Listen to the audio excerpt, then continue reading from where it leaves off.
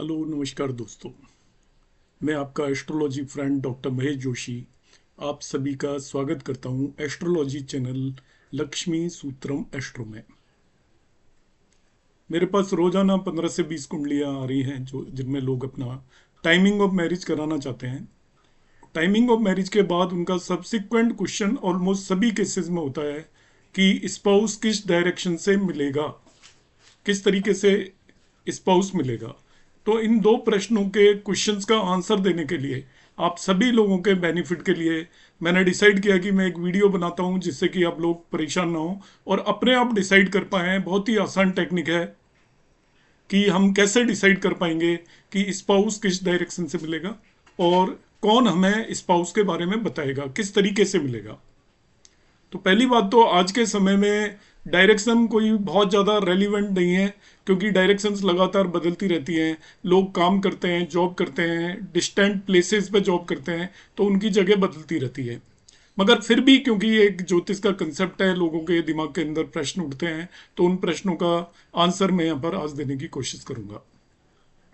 सबसे पहले क्या होता है कि आपकी कुंडली के अंदर या डिफरेंट डायरेक्शंस को कौन कौन से प्लैनेट रिप्रेजेंट करते हैं उसे समझने की जरूरत है।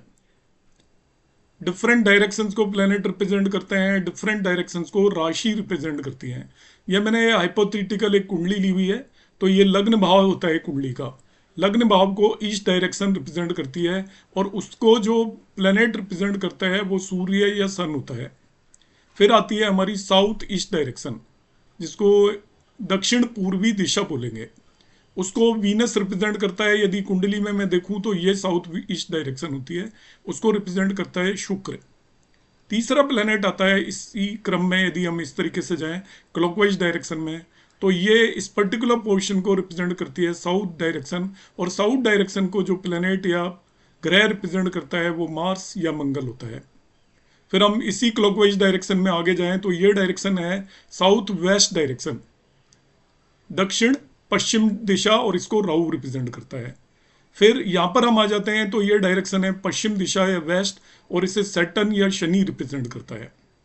फिर हम क्लॉकवाइज डायरेक्शन में फिर मूव करते हुए जाएं तो ये डायरेक्शन होती है नॉर्थ वेस्ट डायरेक्शन, और नॉर्थ वेस्ट डायरेक्शन को मून या चंद्रमा रिप्रेजेंट करता है। ये उत्तर पश्चिम दिशा हो गई। फिर हम आगे बढ़ते जाते हैं और यहाँ पर ये डायरेक्शन आती है नॉर्थ, उत्तर दिशा, और इसको मरकरी या बुध रिप्रेजेंट करता है। और आठवीं जो दिशा है वो आपकी होती है नॉर्थ ईस्ट, या जिसे हम ईशान कोण बोलते हैं, उत्तर पूर्व दिशा। इसे जुपिटर या गुरु रिप्रेजेंट करते हैं। वास्तु में इन सभी डायरेक्शंस का अलग अलग यूज होता है, तो मैं यहाँ पर नहीं बता रहा हूँ। यहाँ पर मेरा जो ऑब्जेक्टिव है वो बिल्कुल सिंपल है, ये बताना कि आपको स्पाउस किस डायरेक्शन से मिलेगा। तो ये मैंने बताएगा कौन सा प्लेनेट किस डायरेक्शन को रिप्रेजेंट करता है, ये ध्यान रखना है। जैसे सन है तो वो ईस्ट डायरेक्शन को रिप्रेजेंट करता है, हम ऐसा कहेंगे। शुक्र है तो वो आपका साउथ ईस्ट डायरेक्शन को रिप्रेजेंट करेगा। ऐसे ही मंगल या मार्स साउथ डायरेक्शन को रिप्रेजेंट करेगा। इन चीज़ों को हमें ध्यान रखना है। ये मैंने कुंडली लगा दी है और कुंडली में कौन सी जगह पे कौन सी दिशा होती है, डायरेक्शन होती है, वो भी मैंने यहाँ पर एक्सप्रेस किया है।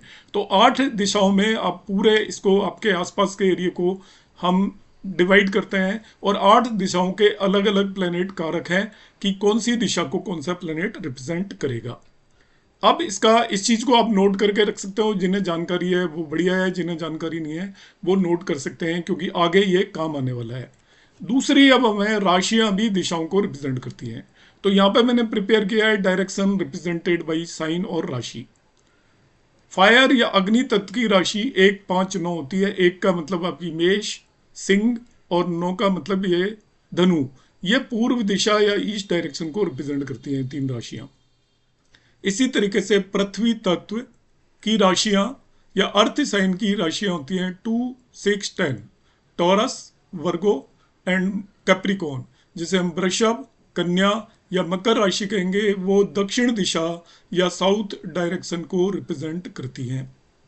तीसरी, एयर साइन या वायु तत्व की जो राशियां होती हैं वो होती हैं 3, 7, 11। 3 मतलब हमारा जेमिनाइन, लिब्रा एंड एक्वेरियस, जिसे हम कहेंगे मिथुन, तुला और कुंभ राशि। ये वेस्ट या पश्चिम दिशा को रिप्रेजेंट करती हैं। रिमेनिंग 3 जो राशियां हैं वो वाटर साइन है, जल तत्व की राशियां बोलते हैं। ये इनका नंबर होता है 4, 8, 12। Means cancer, Scorpio and Pisces, जिसे हम क्रमशः कर्क, वृश्चिक और मीन राशि कहेंगे। ये उत्तर दिशा को रिप्रेजेंट करती है। तो मैंने बताया कि अलग अलग दिशाओं को कौन कौन सी राशियां रिप्रेजेंट करती है और अलग अलग दिशाओं को कौन कौन से प्लैनेट रिप्रेजेंट करते हैं। ये दो चीज़ों की हमें आवश्यकता होगी, जरूरत पड़ेगी। अब मैं आपको रूल बताता हूँ और हम डायरेक्शन ऑफ स्पाउस देखना सीखेंगे। अब 1 मिनट में अपने बच्चों की कुंडलियों में भी देख सकते हैं कि उन्हें स्पाउस कहाँ से मिलेगा। तो डायरेक्शन ऑफ स्पाउस के दो रूल हैं बेसिकली। एक रूल थोड़ा सा कॉम्प्लिकेटेड है और एक रूल बहुत आसान है। एक तीसरा रूल भी यूज किया जाता है जो मैंने यहाँ पे मेंशन नहीं किया है, मगर मैं बता दूंगा, आप नोट कर लेना उसे। रूल 1 है जो थोड़ा सा कॉम्प्लिकेटेड है, जिसको एस्ट्रोलॉजी अच्छे से नहीं आती उसको समझने में दिक्कत आएगी, तो वो अपना रूल 2 यूज करें। इसमें हम क्या करेंगे, देखिए जो मैरिज से रिलेटेड 3 चीजें सबसे इंपॉर्टेंट होती हैं। 7वां भाव, 7th हाउस, इसका लॉर्ड स्वामी 7th हाउस में जो भी राशि है उसका लॉर्ड, जैसे हम 1 राशि है उसका लॉर्ड मार्स हो गया, ये दूसरा। और तीसरा शुक्र, वीनस, जो कि मैरिज का कारक होता है। तो 3 प्लेनेट पर फोकस करना है आपको। किस पर फोकस करना है? 7th lord, Venus and planet in 7th house. 7वें भाव में जो भी ग्रह बैठा हुआ है, 7वें भाव का जो भी स्वामी है, और 7वें और वीनस, ये house direction represented by that planet. इन तीनों में जो भी स्ट्रॉन्गेस्ट होगा वो जिस भी दिशा को रिप्रेजेंट करता है। अब कौन सा प्लेनेट किस दिशा को रिप्रेजेंट करता है ये मैं आपको अभी सिखा चुका हूं। तो उस दिशा में उसको स्पाउस मिलेगा। स्पाउस का मतलब हस्बैंड और वाइफ जो भी मिलेंगे। मगर यहाँ पर जो प्रॉब्लम आएगी, नॉर्मली जिनको ठीक से एस्ट्रोलॉजी नहीं आती या बहुत सारों को आती है तभी भी प्रॉब्लम आती है, स्ट्रॉन्गेस्ट हम किस तरीके से देखेंगे। तो मैं यहाँ पे समझा देता हूँ आपको, यदि ये रूल यूज करना है तो। स्ट्रॉन्गेस्ट का मतलब या तो आप षटबल जाकर देखें, मोबाइल ऐप्स वगैरह में षटबल होता है, तो वहाँ पे नंबर दिया होता है, पहले नंबर पे, दूसरे नंबर पे, तो जिसका नंबर जितना कम होगा उतना स्ट्रांग होगा षटबल पर। षटबल नहीं देखना चाहते हैं तो दूसरा तरीका होता है, कोई भी प्लेनेट यदि एक्सोल्टेड है, उचका है, अपनी ही राशि के अंदर है, मित्र राशि में है, इस तरीके से हम उनको ऑर्डर करेंगे। उस पर शुभ ग्रहों का असर है, अशुभ ग्रहों का असर है, ये भी एक तरीका होता है। तो वो आपको एनालाइज करना पड़ेगा कि कौन सा स्ट्रोंग है। तीसरा और एक मैं बहुत आसान तरीका बताता हूँ स्ट्रोंग देखने का। आप लग्न की डिग्री देख लें, लग्न कितने डिग्री पर है। इन तीनों में से जो भी ग्रह लग्न की डिग्री के जितना नजदीक होगा उसे आप स्ट्रोंग मान सकते हैं। तो रूल 1 के लिए आपको माइंड लगाना पड़ेगा, सीधा सीधा आप नहीं कर सकते। आपको तीनों में से स्ट्रॉन्ग प्लेनेट देखना ही पड़ेगा। स्ट्रॉन्ग प्लेनेट देखने के 3 रूल हैं, फिर रिपीट कर देता हूं। षटबल में देख सकते हैं, आप वैसे एनालाइज कर सकते हैं। और तीसरा तरीका, जो भी लग्न की डिग्री के जितना क्लोज होगा उसे हम स्ट्रॉन्ग मानकर चलेंगे। तो इन तीनों में से जो भी स्ट्रॉन्ग प्लेनेट है वो जिस दिशा को रिप्रेजेंट कर रहा है वो स्पाउस की डायरेक्शन होगी। तो ये नॉर्मल पर्सन इसको नहीं कर सकता जिसे एस्ट्रोलॉजी नहीं आती। तो उनके लिए मेरा रूल नंबर 2 है, सभी के लिए भी ये रूल नंबर 2 है। ये है direction represented bye 7th Lord from Venus. ये बहुत आसान है। आप अपनी कुंडली में वीनस देख लें, वीनस से 7th भाव में, जैसे यहाँ वीनस रखा हुआ है उसे 7वें भाव में जो भी आपका राशि है उसका लॉर्ड, जैसे यहाँ पे 7th भाव में 7 राशि है तो उसका लॉर्ड वीनस ही हो गया। तो वीनस जिस दिशा को रिप्रेजेंट करेगा उस दिशा में स्पाउस मिलेगा। इतना सिंपल सा रूल है। मतलब 7th लॉर्ड वीनस से 7th हाउस जाइए, जहां भी वीनस है, जैसे इसमें यहाँ रखा है, उसे 7वें भाव में देखिए, उसमें जो राशि है उसका जो स्वामी है वो जिस दिशा को रिप्रेजेंट करेगा। मैं प्रैक्टिकली भी बताऊंगा। अब यहाँ मैंने लिखा है, देखिए रेड से, as finding strength need lot of skill.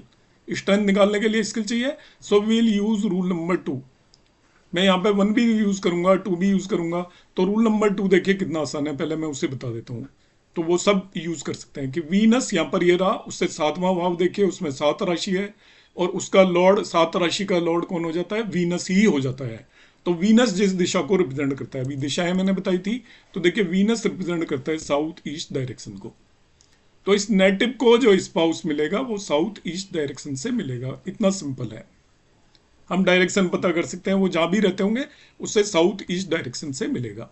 अब मैं इसको फर्स्ट टेक्निक से भी निकाल के बताता हूँ। इस कुंडली में वो आसान है, क्योंकि यहां पर आप देखिए 7th लॉर्ड भी 7th Lord, find the strongest of the 7th lord Venus and planet in seventh house. Seventh Lord यहाँ पर मार्स है, ये मैंने जो लिखा है इसको आप छोड़ देना, इसमें थोड़ी गलती है, मिस्टेक है। सेवेंथ लॉर्ड मार्स है। दूसरा है आपका planet in seventh house Venus है, और तीसरा वीनस खुद है ही। तो इन तीनों में जो भी स्ट्रोंगर है, तो यहां पर हम ध्यान से देखते हैं कि जो आपका मार्स और वीनस में, इन दोनों के अंदर मार्स यहाँ पर नीच का हो गया, हालांकि ये दिग्बली हो जाता है 10th हाउस के अंदर, और वीनस यहाँ पर आपके मार्स के साइन में न्यूट्रल साइन के अंदर है, तो ये आपका केंद्र स्थान के अंदर रखा हुआ है। तो इसका डायरेक्टली तो देखिए कोई बहुत कुछ पता नहीं चल रहा, मगर हम ये मान के चल सकते हैं कि मार्स नीच का है, इसलिए इसको आप वीक मान सकते हो, और वीनस यहाँ पर नीच का नहीं है, इसलिए हम इसको रिलेटिवली स्ट्रांग मान सकते हैं। तो हम यहाँ पर वीनस का, जो भी वीनस जिस डायरेक्शन को रिप्रेजेंट करेगी वो स्पाउस की डायरेक्शन होगी। मगर इस तरीके में आपको अपना माइंड भी अप्लाई करना पड़ेगा। और एक मैं तरीका बताता हूं, तीसरा तरीका, थर्ड वन मेथड जो यहां पर मेंशन नहीं किया है, वो मेथड है कि सेवेंथ हाउस में जो भी राशि है आप उसे देख लें। सेवेंथ हाउस में जो भी राशि है, वो राशि जिस दिशा को रिप्रेजेंट करती है, आपका स्पाउस उस डायरेक्शन से भी हो सकता है। तो सेवेंथ हाउस के अंदर देखिए वन साइन है, तो आप यहां पर जाइए, राशियों का मैंने आपको साइन बताया था, तो वन साइन एक्चुअली ईस्ट दिशा को रिप्रेजेंट करता है, तो इस नेटिव का स्पाउस ईस्ट डायरेक्शन से भी हो सकता है। तो देखिए on the basis of Venus से सातवां भाव देखा, उसके हिसाब से जब हमने देखा, उसके लॉर्ड के हिसाब से, तभी भी आपकी ईस्ट डायरेक्शन आ रही थी, उसके अंदर हालांकि साउथ ईस्ट आ रही थी। और जब मैं सेवेंथ भाव के अंदर जो राशि देखता हूं उसके हिसाब से देखता हूं, तभी भी ईस्ट डायरेक्शन आ रही है, तो ईस्ट डायरेक्शन आपकी कॉमन हो गई। तो हम इस तरीके से स्पाउस की डायरेक्शन डिसाइड कर सकते हैं कि आपको स्पाउस किस जगह से मिलेगा। तो एंड में मैं आपको सिंपल वाले दोनों रूल ब्रीफ कर देता हूं। आप शुक्र से सातवें भाव का लॉर्ड देख लीजिए, वो जिस दिशा को रिप्रेजेंट करेगा स्पाउस की, वो दिशा होगी, एक रूल। दूसरा, सातवें भाव के अंदर जो राशि है वो जिस दिशा को रिप्रेजेंट करती है, वो स्पाउस की डायरेक्शन हो सकती है। तो ये दो डायरेक्शन में आप पिन पॉइंट करेंगे कि इन दो डायरेक्शनों में आपको स्पाउस मिलेगा। अब मैं बताऊंगा दूसरा rule, from where will one get spouse. आपको स्पाउस कहां से मिलेगा, यहां पर हम कंसेप्ट बताएंगे कि स्पाउस आपको कहीं आसपास के प्लेस से मिलेगा, मतलब अड़ोस से, पड़ोस से, अपने सिटी से मिलेगा, या दूर वाली जगह से मिलेगा। इसके यहाँ पर रूल्स हैं। आज के टाइम पर तो ज़्यादातर लोग दूर ही चले जाते हैं, आसपास के कम ही लोग होते हैं। पहले के समय में बहुत ज़्यादा एप्लीकेबल था, क्योंकि आसपास के विलेजेस में ही लोग ढूंढा करते थे, और दूर से तो रिश्ते किया ही नहीं करते थे वैसे भी। पर करंट टाइम में वो आपका फार ऑफ प्लेस से भी हो सकता है, फॉरेन लैंड से भी हो सकता है, या बहुत दूर का रहने वाला भी हो सकता है। उसको देखने के लिए हम क्या करेंगे, देखिए राशियों को तीन तरह की पार्ट में डिवाइड किया हुआ है, फिर से एक डिवीजन है। ये होती है चर या मूवेबल साइन 1, 4, 7, 10। मेष राशि, कर्क राशि, तुला राशि और मकर राशि को हम चर या मूवेबल साइन बोलते हैं। इसी तरीके से 2, 5, 8, 11 वृषभ, सिंह, वृश्चिक और कुंभ राशि को हम फिक्स्ड या स्थिर साइन बोलते हैं। फिर है 3, 6, 9, 12, ये आपका मिथुन, कन्या, फिर ये धनु और मीन राशि, इनको डुअल साइन या द्विस्वभाव राशि या कॉमन साइन बोलते हैं। ये राशियां होगी आपकी।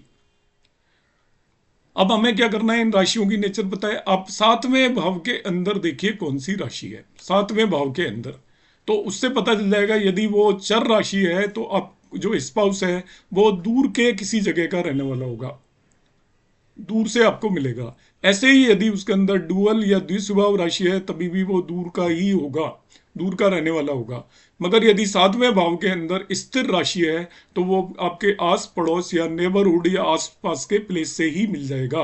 आपके हो सकता है लोकल कॉलोनी से हो, लोकल सिटी से हो, या आपके ऑफिस से हो, इस तरीके का होगा। तो इसके बेसिस पर हम यहाँ पर डिसाइड करते हैं। In this one particular case यदि आप देखोगे तो one sign in seventh house है आपका, वन साइन है सेवेंथ हाउस में, so spouse will be from far of place. यदि मून से भी आप इस चीज को जरूर देखें, डबल वेरीफाई करें, मून से भी यदि हो रहा है तो यू आर श्योर कि ऐसा ही होने वाला है। तो यहां पर हमने इस कुंडली के अंदर चंद्रमा देखा, वो 9 साइन में, उससे सातवां भाव के अंदर 3 साइन है। तो 3 साइन भी इसमें आता है, ड्यूल साइन है, द्विस्वभाव राशि है, तो उससे भी फार ऑफ प्लेस हो गया। तो देखिए लग्न से भी 7वें भाव में आपकी मूवेबल साइन है, वो फार ऑफ प्लेस को, दूर की जगह को रिप्रेजेंट कर रहा है। और मून से 7वें भाव में द्विस्वभाव राशि है, वो भी दूर की जगह को रिप्रेजेंट कर रहा है। दोनों से वो आपका फार ऑफ प्लेस आ रहा है, मतलब दूर की जगह से स्पाउस मिलेगा। अब ये कंफर्म हो गया, चंद्रमा से भी वही आ रहा है और मून से भी वही आ रहा है, वो लग्न से भी वही आ रहा है, तो आप कहेंगे कन्फर्मली आसपास से नहीं मिलेगा स्पाउस, काफी दूर का रहने वाला वो होगा। फॉरेन प्लेस का भी आप प्रेडिक्ट कर सकते हो। मगर दोनों में कॉन्ट्राडिक्शन भी तो आ सकता है कि एक से तो फार ऑफ आ रहा है और दूसरे से आपका नियर बाई प्लेस आ रहा है, तो आप कहोगे कि वो आपके होम टाउन से बाहर वाले टाउन से मिलेगा, मतलब वो बहुत ज्यादा दूर वाली जगह नहीं होगी मगर आपका होम टाउन भी नहीं होगा। इस तरीके से आपको प्रेडिक्ट करनी है, अपना माइंड भी अप्लाई करना है। तो ये मैंने आपको बताया कि वो आपका आस पड़ोस का रहने वाला होगा या आपके सिटी का रहने वाला होगा या कहीं बहुत दूर की जगह का रहने वाला होगा।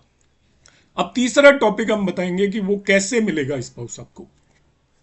From where will native get his her partner, कहाँ से मिलेगा, मतलब वो कौन बताएगा उसको, किस तरीके से उसको रिश्ता मिलेगा। जैसे हम कहते हैं ना, रिश्ता अपना आप आ जाता है, बच्चे लव मैरिज कर लेते हैं, या आपको कोई रिलेटिव सजेस्ट करता है उसके थ्रू रिश्ता मिलता है, या हम वैसे ही ढूंढते हैं, आपकी मैट्रिमोनियल साइट्स पर जाकर ढूंढते हैं, तो किस तरीके से रिश्ता मिलेगा। ये सारी चीज़ें काफ़ी हेल्प करती हैं हमारी जब हम अपने बच्चों के लिए रिश्ते ढूंढते हैं। तो उस हेल्प के लिए ही मैंने वीडियो बनाने की कोशिश की है। क्लास 6 में जो भी मैंशनड है उनको मैंने यहाँ पर आसान लैंग्वेज में आपके सामने प्रेजेंट करने की ट्राई की है। इसके लिए हम क्या करते हैं, देखिए आपको क्या करना है, बड़े ध्यान से समझना है इसको। आपको देखना है 7th lord oblique Jupiter and Venus, 7वें भाव का स्वामी देखना है, जुपिटर एंड वीनस देखना है। ये 3 ग्रह हो गए आपके। 7th लॉर्ड हो गया number 1, Jupiter and Venus. If these 3 planets और 2 ऑफ देम, ये तीनों या इनमें से कोई भी दो, तीनों या इनमें से कोई भी दो, यदि तीनों होते हैं तो ठीक है। यदि दूसरे भाव, 8वें भाव, 9वें भाव और 12वें भाव के अंदर आ गए, second house, 8th house, 9th and 12th भाव, then spouse will be unknown native. तो जो आपको स्पाउस मिलेगा उससे आपकी कोई जानकारी नहीं होगी। जैसे आपकी मैट्रिमोनियल साइट से मिल गया, आपको किसी ने वैसे ही बता दिया रास्ता चलते ही, या आपकी वैसे ही एनकाउंटर हो गई, तो ऐसा पर्सन मिलेगा यदि आपका 7th लॉर्ड वीनस और जुपिटर में से कोई भी 2 ग्रह दूसरे 8वें, 9वें और 12वें भाव के अंदर आ जाएं। तब ऐसा भी हो सकता है कि जैसे जुपिटर आपका दूसरे भाव में आ गया, 7th लॉर्ड 8वें भाव में आ गया, तभी भी वो अननोन नेटिव से मिलेगा। 3 में से कोई भी 2 यदि इन 4 में से किसी भी भाव के अंदर आ जाते हैं, तो वो जो आपको स्पाउस मिलेगा, इस चीज को आप देख सकते हो आसानी से। यदि वो आपको मिलता है इन तीनों में से, 3 कौन कौन से प्लेनेट आपको पिन पॉइंट करना है, 7th Lord, Jupiter and Venus, ये ध्यान रखना आपको। 7th लॉर्ड शादी का कारक होता है, जुपिटर भी मैरिज का कारक होता है स्पेसिफिकली फीमेल नेटिव के लिए, और वीनस भी। इन तीनों में से यदि कोई भी 2 यदि फर्स्ट भाव में चले जाएं लग्न के अंदर, इवन 7th लॉर्ड भी चला जाए, तो आपको जिससे मैरिज होगी वो नॉन होगा पर्सन, और वो आपकी चॉइस का भी हो सकता है। तो जब भी 7th लॉर्ड यदि लग्न में चला जाए, ये कॉम्बिनेशन माना जाता है। और साथ में यदि वीनस और जुपिटर भी लग्न में चले जाएं, यदि वो लग्न को एस्पेक्ट भी कर लें, तो आप ऐसा मान के चलेंगे कि वो नॉन रिलेशंस में होगा। यदि वो 3rd भाव में चले जाएं, इनमें से कोई भी 2 प्लेनेट तीसरे भाव के अंदर चले जाएं, या एक प्लेनेट चला गया दूसरा उसे एस्पेक्ट कर रहा है, ऐसा आप मान सकते हैं। इन दैट केस आपको जो स्पाउस मिलेगा वो पैटर्नल अंकल, पैटर्नल अंकल हो गया जैसे चाचा, इस तरीके से जो आपके फादर की फैमिली में जो आपके अंकल हैं, उनके थ्रू स्पाउस मिलने की पॉसिबिलिटी हो जाती है। यदि 4th हाउस के अंदर चले जाएं 7th Lord, Jupiter and Venus में से कोई भी 2 प्लेनेट, या एक गया और दूसरा उसे एस्पेक्ट कर रहा है, और 4थे भाव के अंदर यदि चले जाते हैं और 6ठे भाव के अंदर भी चले जाते हैं, तो आपको जो स्पाउस मिलेगा वो मैटरनल अंकल के थ्रू मिलेगा। मैटरनल अंकल आपका मामा हो गया, मौसा हो गया, इस तरीके से आपको मिलने वाले हैं वो। अब अंकल में आप आंटी को भी ऐड कर सकते हैं, मतलब आपकी मदर साइड से कह सकते हो। आप जनरलाइज करेंगे तो मम्मी की तरफ से कोई लोग आपको रिश्ता बताएंगे, या उनके थ्रू आपको रिश्ता मिलने वाला है। यदि वो 5वें भाव में चला जाता है, 7th लॉर्ड, जुपिटर और वीनस में से कोई भी 2, या एक 5वें भाव में चला जाए, दूसरा उसे एस्पेक्ट कर ले, तो लव मैरिज होने के काफी ज्यादा चांसेस होते हैं बाई चॉइस। इसको हम स्पेशली लव मैरिज बोलेंगे। इसी तरीके से यदि seventh lord Jupiter and Venus यदि सातवें भाव के अंदर चले जाएं, सेवेंथ हाउस मतलब मैरिज वाले भाव में, सेवेंथ लॉर्ड सेवेंथ में बैठा हो, जुपिटर भी बैठ जाए वहां पे या वीनस बैठ जाए या वो उन्हें एस्पेक्ट कर लें, तब आपको ये मिलेगा स्पाउस थ्रू पैटर्नल ऑन्ट और हर रिलेटिव्स। जैसे बुआ हो गई पैटर्नल ऑन्ट, आपके कजन हो गए, सिस्टर हो गई फादर वगैरह की, उनके थ्रू ही या उनके रिलेटिव्स के थ्रू आपको ऐसा रिश्ता मिलेगा यदि सातवें भाव के अंदर आपका आ जाता है। ऐसे ही आपका seventh lord Jupiter and Venus 10वें भाव के अंदर आ जाए, कर्म स्थान में वो चले जाए, तो थ्रू फादर रिलेटिव्स, पिताजी के जो रिश्तेदार हैं, पिताजी की फैमिली के टाइप या पिताजी की फैमिली आपकी अपनी फैमिली होगी उसके थ्रू, या कुलिक्स एट द वर्क प्लेस, आपका स्पाउस आपके वर्क प्लेस से भी हो सकता है। यदि सेवेंथ लॉर्ड आपका 10th हाउस में चला गया, वीनस और जुपिटर कोई भी दो 10th हाउस को एक तरीके से उसमें चले गए हैं या उसे इन्फ्लुएंस कर रहे हैं, तो आप ऐसा प्रेडिक्ट करेंगे कि जो स्पाउस है वो आपका वर्क प्लेस से होगा। और 11वें भाव में चला जाता है इन तीनों में से कोई भी एक प्लैनेट, दो प्लैनेट, तीनों प्लैनेट, यदि एक जा रहा है कोई दूसरा देख रहा है, 11वें भाव में चला जाता है, तो अब वो फ्रेंड के थ्रू मिलेगा, क्योंकि 11th हाउस आपका फ्रेंड सर्कल होता है, सोशल सर्कल के थ्रू आपको मिलेगा। आपके मिलने जुलने वाले जो आपके रोज लोग मिलते रहते हैं वो आपका रिश्ता बताएंगे। इस तरीके से आप प्रेडिक्ट करेंगे। अब इसमें आपको आपका कॉमन सेंस जरूर लगाना है। इनमें से कोई हो सकता है कि कंडीशन फुलफिल ना हो रही हो, केवल जैसे सेवेंथ लॉर्ड ही आपका लग्न में चला गया, फर्स्ट भाव में चला गया, बाकी दोनों का लग्न से कोई भी ज्यादा कंसर्न नहीं हो रहा है, तब आपको देखना है वो दोनों किन किन भावों को इन्फ्लुएंस कर रहे हैं। जैसे मैं आपको एग्जाम्पल के लिए बता देता हूँ कि सेवेंथ लॉर्ड इन फर्स्ट भाव, ये इनमें से कोई दो फर्स्ट भाव में हो तो रिलेशन होती है from non relation and one of choice, ऐसा स्पाउस मिलता है। मगर क्या हुआ कि देखिए सेवेंथ लॉर्ड तो चला गया फर्स्ट भाव में, मगर जुपिटर एंड वीनस चले गए सेकंड भाव में। अब आपको ध्यान रखना है कि Jupiter and Venus seventh, second, eighth, ninth और 12th को इन्फ्लुएंस कर रहे हैं, तो वो प्रीडोमिनेंट हो गए। अब आपको हो गया कि आपको अननोन नेटिव मिलेगा, तो इन चीज़ों का हमें ध्यान रखना है। तो मैंने आपका एक प्रयास किया है आपकी प्रॉब्लम को सॉर्ट आउट करने का। उम्मीद है आपको ये समझ में आया होगा। यदि इसमें अभी भी कोई डाउट्स हैं तो आप मेरे व्हाट्सएप नंबर पर मैसेज करके पूछ सकते हैं। यूट्यूब पर जो कमेंट बॉक्स में आप जो भी कमेंट्स डालते हैं वो इतने ज़्यादा आते हैं कि वो स्किप हो जाते हैं, मैं उन सभी के आंसर दे नहीं पाता हूँ, कोशिश मैं करता हूँ फिर भी। तो उम्मीद है आपको इस वीडियो से काफ़ी हेल्प मिलेगी। नमस्कार, धन्यवाद, जय श्री राम।